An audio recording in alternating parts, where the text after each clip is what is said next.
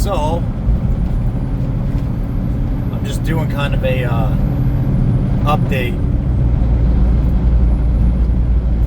I went away for a while just because things got rough, man, and honestly I wasn't doing very good myself, and I didn't, want to be a hypocrite and get on here. Nothing like horribly bad. It's just,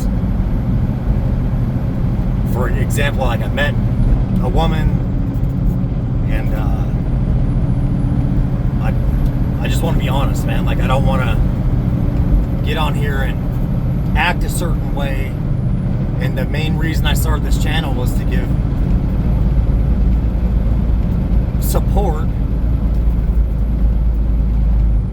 in spiritual warfare, and the best way to do that is a relationship with our Lord and Savior. And I kind of fell away for a minute. Not fell away, I mean, I'll never fall all the way away, but I got out of routine and what was really helping me develop a true personal relationship with Him.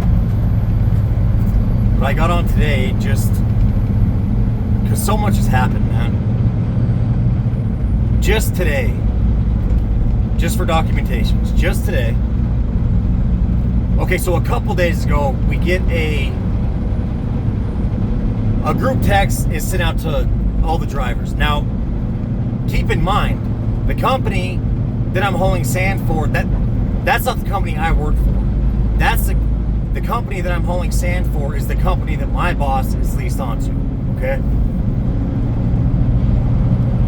So a person from this company, like the supervisor or whatever, sends out a text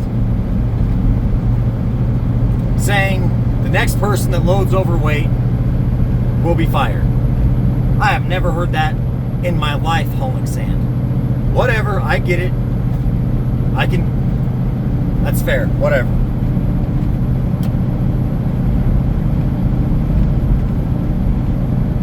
Okay, so right after this, a couple days later, I go to load, and this was my fault too. I should have caught it when I wrote it in the ticket. I loaded 56,000 pounds. The scale house lady put 65,000 pounds. Now, could that have been a mistake? Yeah, it could have been. But was it? I don't think so. Because of everything that goes on in this current situation I'm in, okay? So that happens. Because I get a text from dispatch, you have to watch your weight. You can't be above 92,000 pounds, blah, blah, blah. So I'm like, all right. Could have been a simple mistake, but it probably wasn't. Okay, so then, now this is what's irritating. Hauling sand before, man, the driver was allowed to offload their trailer. You can't even do that now. There are guys that specifically offload trailers all day. Meaning they crank a handle and let the sand come out until it's dry and then close the chute. That's all they do. They hire guys just for that.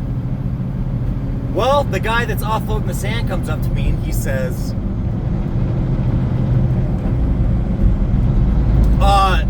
we got to be real careful on our weights because the sand's real wet, so it's sticking real bad, blah, blah, blah. I'm like, okay. But it kind of struck me weird, because I'm like, yeah, we've gotten a million texts about it. So what do? I get to load out, and I ask him, I say, hey, can I go dump the wet sand in my trailer? Just to see, because I had a feeling. I opened my front compartment, and every bit of sand that came out, which was probably like a lot, like 3,000 pounds worth, was dry, completely dry. Now, there was some wet sand in my back compartment, but nothing out of the ordinary. So that tells me that they're intentionally leaving sand in my trailer. They probably didn't know that we could unload sand at this facility. So they're trying to...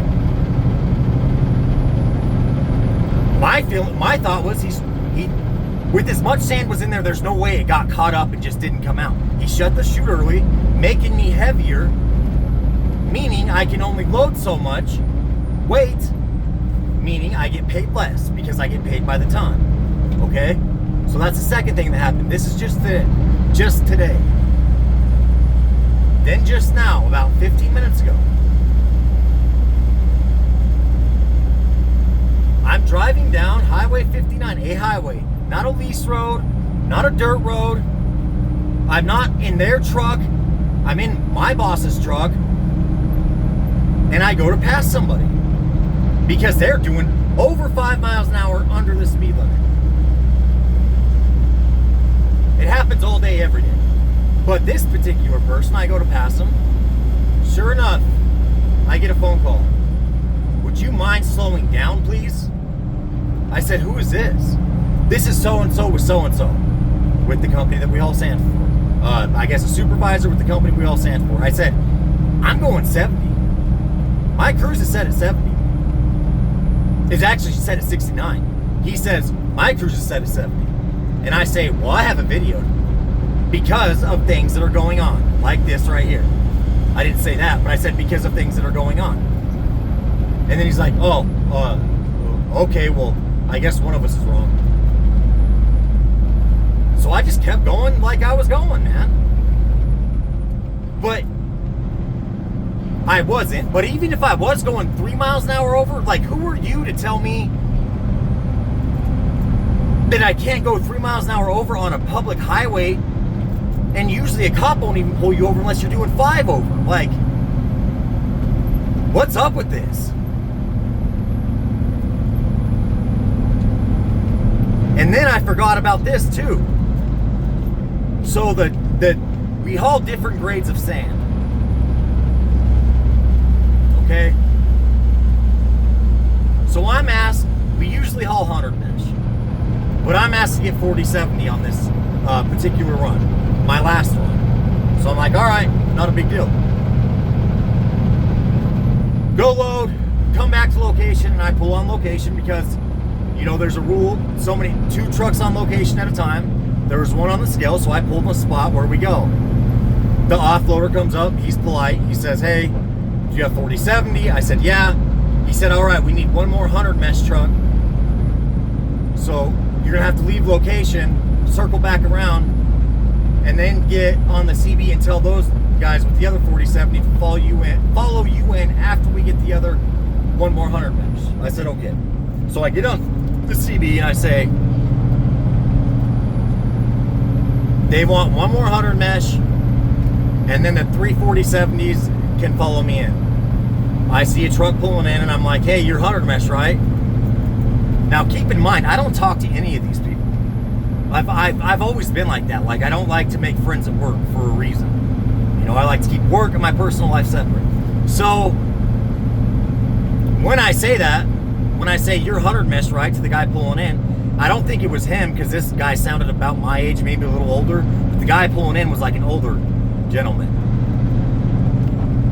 Someone on the CB comes up. What, are you retarded, Richard? For one, you're cute. I didn't even respond. For 2, how do you know my name? And for 3, you seriously took time to waste your breath on your CB and say that? Like, I feel sorry for you, dude. Like, I try not to be judgmental, and it's really hard at times, but I'm just saying, man, if I never experienced what I'm going through, which has been about a year now of it, I wouldn't believe people, man. So I'm getting on just to bear witness of this, dude. Like, if you're being gang stalked, it's gonna come to your work. And then it's gonna turn to workplace mobbing. And you better, like, just keep an eye out for everything, man, because people are gonna try and set you up. People are gonna try and do things to make you lose your job. Like, I've never had someone call me on the highway like that, man. Ever. And there's just so many other things that happen all the time, dude. All the time. I go do laundry.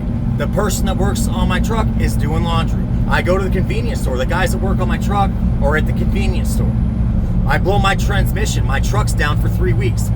My very first load after I get my truck from the shop, from the transmission, I blow an airbag.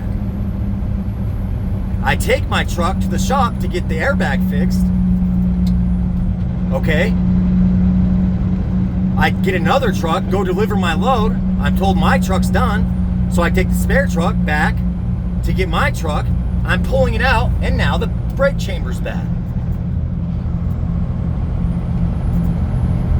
But these are all, I'm just supposed to believe that this is all coincidences. I don't believe in coincidences to begin with. But you go and tell anybody, oh, it's just a coincidence. Not to mention, when I first started, a former employee, you know what he told me? He said, I'm a part of the biggest gang in the world.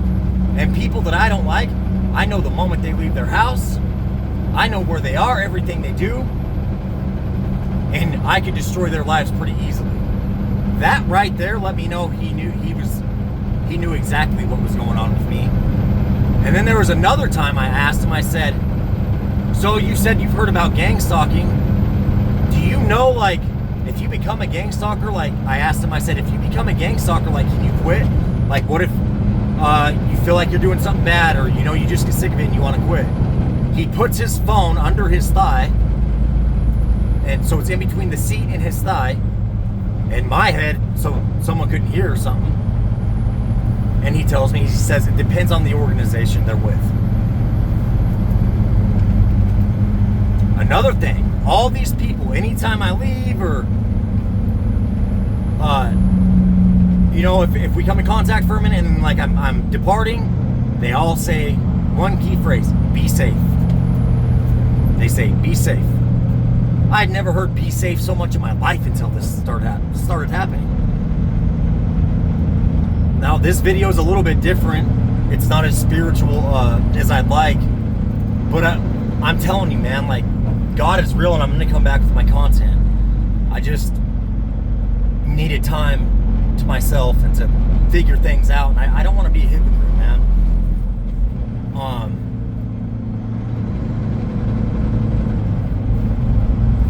But this is real, and workplace mobbing is real.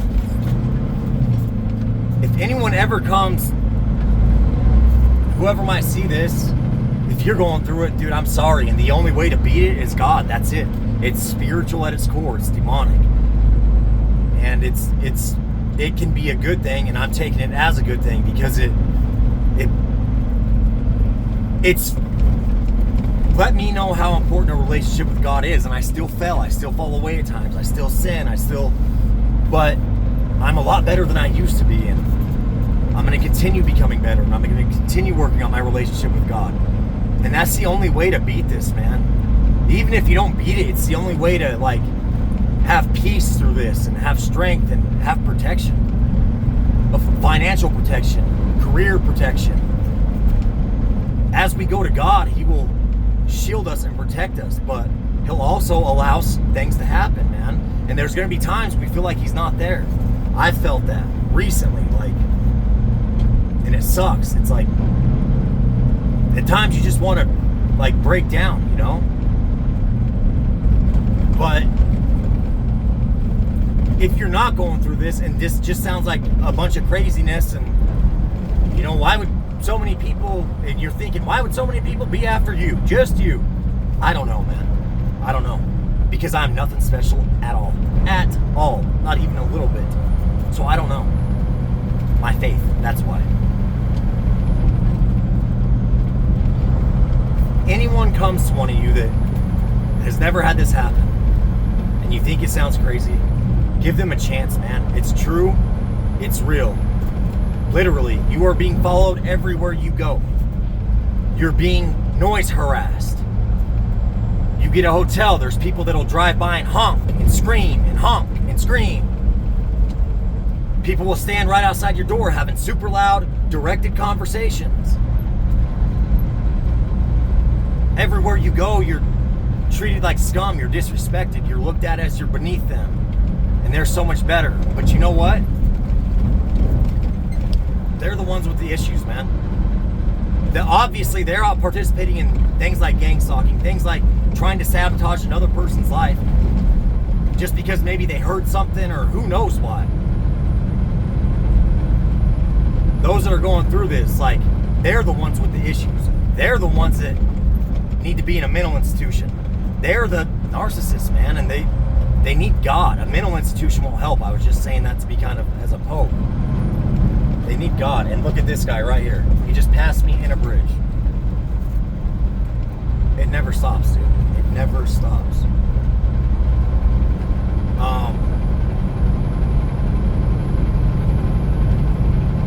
But yeah, it's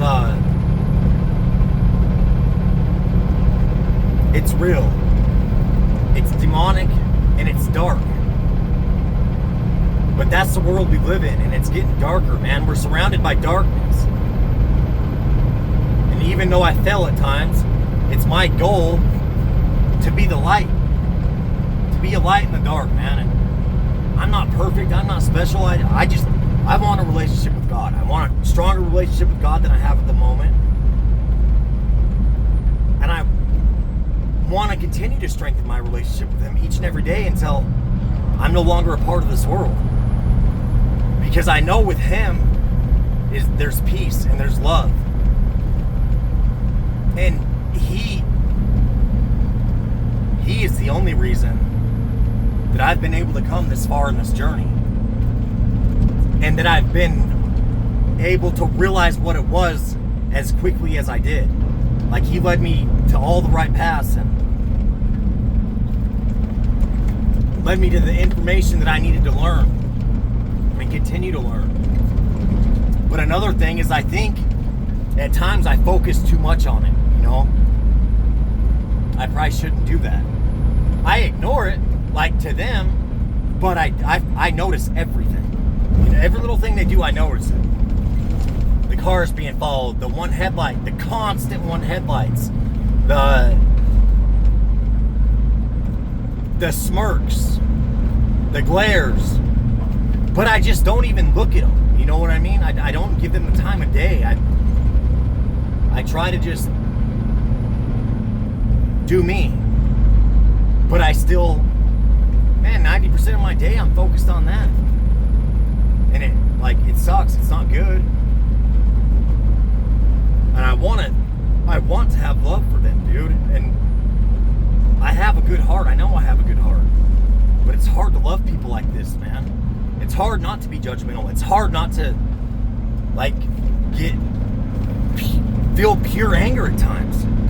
To where you want to react, like you want to get physical with them, you know? But that's what they want. That's exactly... I mean, if you do that, if you go to that level, guess what? You just took the bait. Now you're going to jail.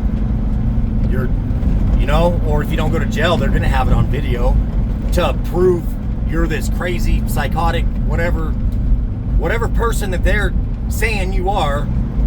And that's just going to add ammunition to the smear campaign. And I mean this. I wouldn't wish this on my worst enemy, dude. It's like,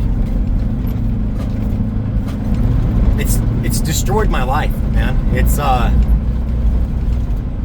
destroyed my life. Due to choices that I've made, though. It's my fault. My life is my fault. I will never not admit that. But at the same time, you know, when I'm saying things to my ex, like, if I ever find out this is you, like, we're done, this is pure evil, like, and a conversation like that is a big reason I don't have a family, man. And it kills me every day. Like, I get through it, but I don't want my reaction to any of this to hinder my life more than my immature actions already have. Like when that guy called me just now. You know how bad, like, I wanted to tell him I know what's going on and that he's a coward and to pull over. Like, we're getting ready to turn and there's a pull out where we make a turn. You know how bad I wanted to tell him to pull over right there and get out and talk to me about it? Because I know what the cause, I know why he was doing it. But I didn't. I was respectful as I could be. And it's things like that, like the old me just had no filter, man. And it wasn't good. Like, it was immature. It wasn't Christ-like, that's for sure. This is teaching me patience. It's teaching me,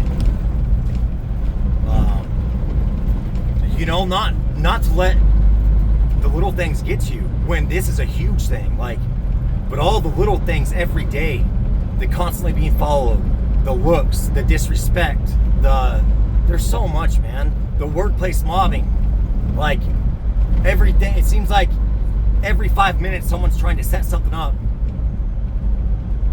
for you to make a mistake and be fired, you know? Like, it's hard. It's challenging. But that being said, it's given me patience, and it's turned me into a different man that, like, I can be grateful for, you know? A man that doesn't just react. I can think now, and I can let a lot of things go. Like, anger's a choice. I've said that before. You know, I try and tell myself that when I do get angry. But I never let them see my anger. I never let the people participating in the gang stalking, the workplace mobbing, I don't let them see my anger, man. And that's not me, that's God. I turn the other cheek. It's things like this. This is why Christ said turn the other cheek, because it's not worth it. No matter what you do, what you say, you're not going to convince them of anything. It's spiritual. Some of them know it, some of them don't. But they're being controlled by demonic forces, man. And the quicker, it took me a while to, like, realize that this is a spiritual thing, to learn that this is a spiritual thing, for God to inform me that this is very spiritual. But once He did, I've slowly taken a different approach at it.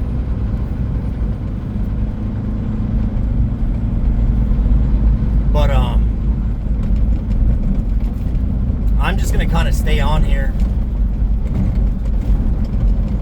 until I get to location, just to see. But you know what? A lot of things they do, like, you guys wouldn't really, I don't know, I'll just keep it on. Like, it's hard when you're not out here every day for you to notice certain things that they do. And that's gang stalking to begin with. Like, gang stalking is exactly the point of it, is to let the person they're doing to it know what is going on, that they are being followed, that their every move is being watched, but doing it in a way that looks completely normal to other people, in a way that, you know, if they try and talk about it, they just seem crazy. It's very, the people who organize this are extremely intelligent. They're sly. They know what they're doing, man. It's an art. It's an evil art. And they haven't mastered it.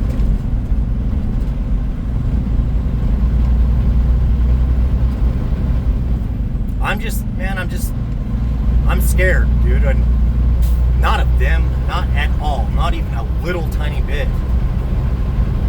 I'm scared of becoming a different person. Like, I'm scared of this, like, turning me cold-hearted, man. I don't want to be like that. I like having love. I like having compassion.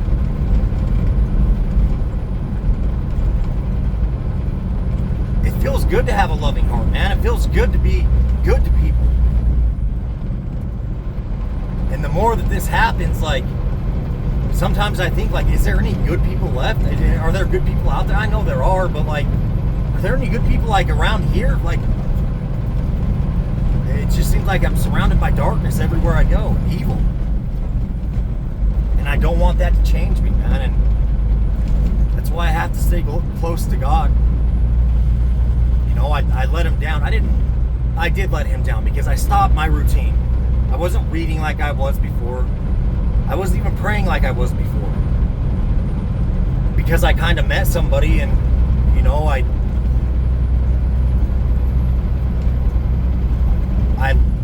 got distracted, and it's not an excuse. That's what I mean, dude. God loves us so much, and we don't even deserve it. Especially me.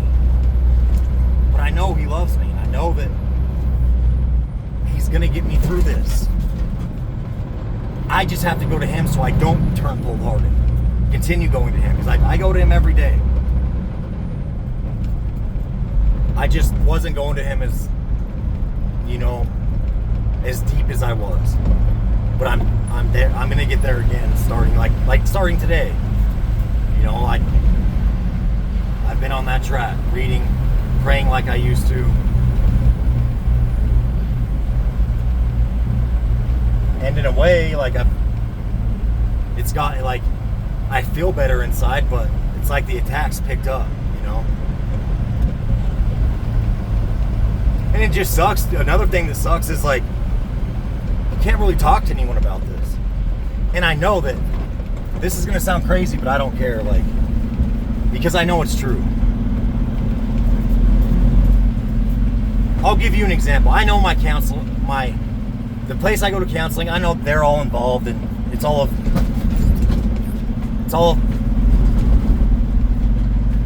like intertwined. It is. And I'll give you an example of how I know this. I go to probation, which was good. He's been really cool, respectful. I really got nothing bad to say about him. In the beginning, it was a rough start, but since then, he's been respectful, man. That's all I ask. Like, don't treat me like I'm garbage. And he's done pretty good at that. But at the end of our conversation, he just says, he's like, yeah, man, just be humble. I'm like, dude, I try. And that's the thing, like, if you're a person of God, some people like take that as you thinking you're better than them, and when that's not the case at all, man. A lot of us like look down on ourselves, like, are like really hard on ourselves, you know. But people take it as like you looking anyways. So he says, be humble. That same day, I go to group counseling, like it's group counseling that I'm ordered to go to. 3 different people in this group, because you go down, you put like your attitude or your emotion. That's what it is. Your emotion that you're feeling. Like I put content or grateful or something like that. 3 different people this same day put humble. And then when it's their turn to talk, all of them mention things about like they're glad that they don't look down on other people, and they're glad that they don't think that they're better than everyone else, and blah blah blah. And I'm like, so my probation officer tells me to be humble, like just be humble, man. He said it in a respectful way, like he wasn't being a jerk about it at all. That I took, but it just proves that like he's a part of this, because then I go to group and guess what? 3 different people. Their emotion is humble. Like, I've been in counseling before, and I've never done things like this before. I don't ever remember people like putting things down like humble, you know. And 3 people on one day, it was weird to me.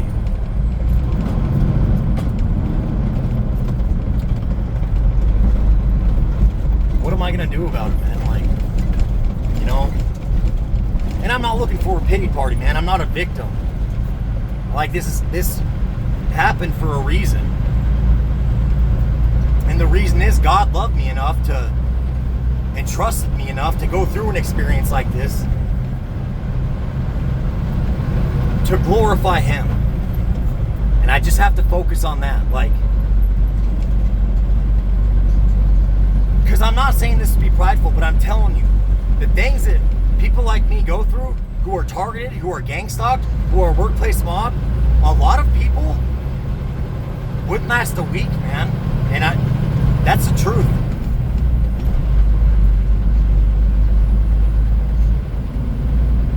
And it's not me. the strength of God inside of me, the strength that He gives me, that I've been able to get through this, man. Because this is the absolute, without no question at all, the hardest, most challenging, darkest, aggravating thing I've ever been through in my life. Like, nothing could compare to this. It's because it's psychological torture, man. It's designed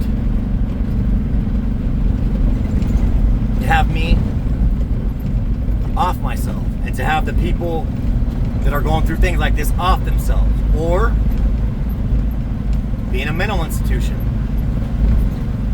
or at least on paper that they're schizophrenic or whatever. See this? Light trucks are supposed to pull over right when we get to the hill. He's there. One headlight. See the one headlight? I just talked about that. That's a sign. Like, if you haven't gone through this, you won't understand. But that's a big telltale that that's a gang stalker. One headlight.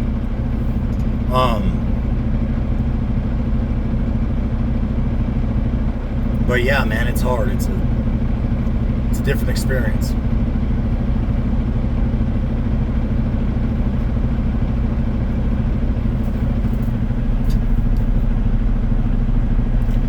Different experience. And well, you guys saw that. I was just talking about one headlight, and then what do you know, one headlight. And look at this cattle guard, you'll see that too. Like, he approaches this hill. I didn't see his lights anywhere out there at all. I didn't, speaking of that. And then I'm almost to this cattle guard, and he decides to come up with his one headlight.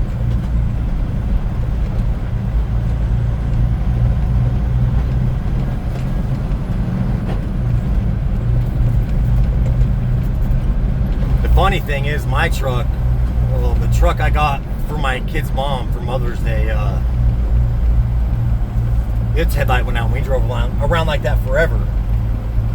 So, like, I guarantee people that were being targeted thought we were one of them. But I'm telling you, like, it's a sign. I had never noticed so many vehicles with one headlight in my life. And a lot of them will be grouped up with cars, and then, like, to let you know that that's the group, part of it, or a small part of the group, like one of the cars in the group will have one headlight. Dude, it's all day, every day that I see it. It's not normal. They do things like that, you know? And if you're not going through this, you're gonna think I sound crazy, because I would before I started going through it. But the things that have happened, man, like all my gas turners being on, that same, like my gas stove, all the burners being on in the house, to where when I come home, my kids open the door and then run out, and I open the door. My son's like, "What is that smell?" Like, every burner on my stove turned on. Same night, my daughter's window gets shot out. Like, and that's just one day. This was a long time. It's stuff like that every day, man. Not to that extreme, but like, I've never come home and, for one, have had awful smells in my house when I leave for 30 minutes and come back. I've definitely never left my house and come home and all the gas burners were on. My daughter's window's never been shot out, especially at a time like this, where I'm going through all these events and all these things are happening. Every time I leave my house, when I had my house, a hood would slam, and a car from the community would leave the community. Every time I would come in, a hotel by my house, a car would leave the hotel, go through my, get in front of me, make it a point to go into my community. You know what I mean? And then when I get back to my house, get out of the car, the second I walk in, another hood slams. Like, this isn't normal stuff, man. And anyone that's just like, it's coincidence, no. For one, I don't believe in coincidences. And for two, there's not that many. All the time, every single day. Every day, all day.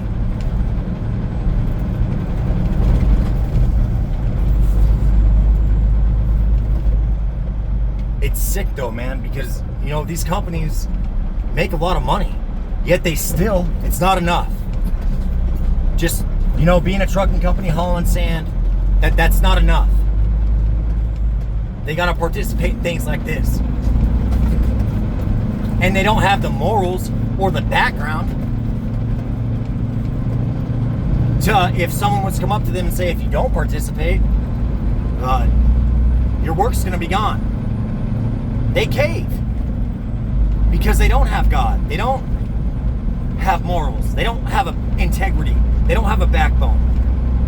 They care more about their pockets and their financial well-being than another person's livelihood, than another person's sanity, than another person's life. So they'll, you know, participate in the bullying and then start workplace mobbing.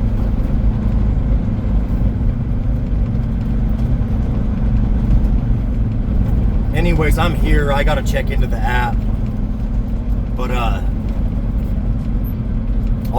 leave it at that, man. And I'm gonna start making more consistent videos like I did. But I promise you, God is real. And let me say this: there aren't any tools of the adversary that can defeat us as long as we have God. What does the word say? No weapon formed against you shall prosper. But we have to seek God. And I need to get better at doing that again. And that's what I'm here to do. And I want to share my journey in doing